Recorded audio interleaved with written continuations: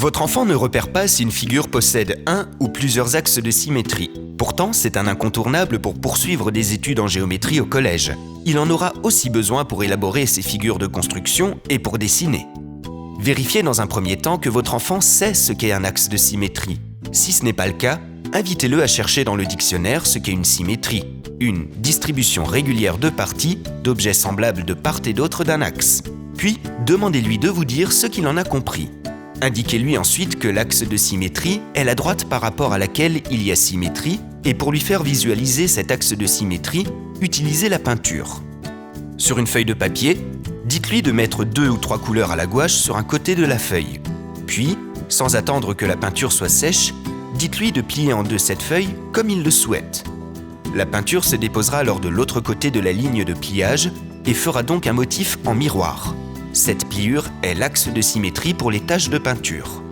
Une fois qu'il a compris ce qu'est un axe de symétrie, il faut l'exercer jusqu'à ce qu'il arrive à les identifier d'un seul coup d'œil.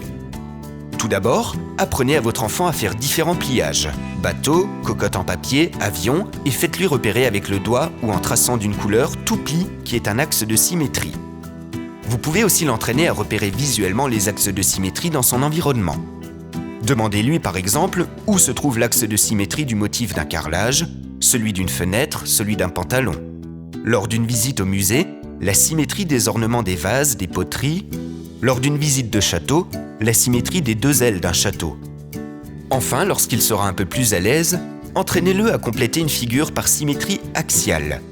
Donnez-lui une figure, puis demandez-lui de prendre le temps de marquer les sommets de la figure à reproduire. Ce sont les points essentiels. Ensuite, demandez-lui de mesurer la distance entre ces points essentiels et l'axe de symétrie, puis de reporter ces points essentiels de l'autre côté de l'axe de symétrie à égale distance. Ensuite, demandez-lui de tracer les segments entre les points reportés.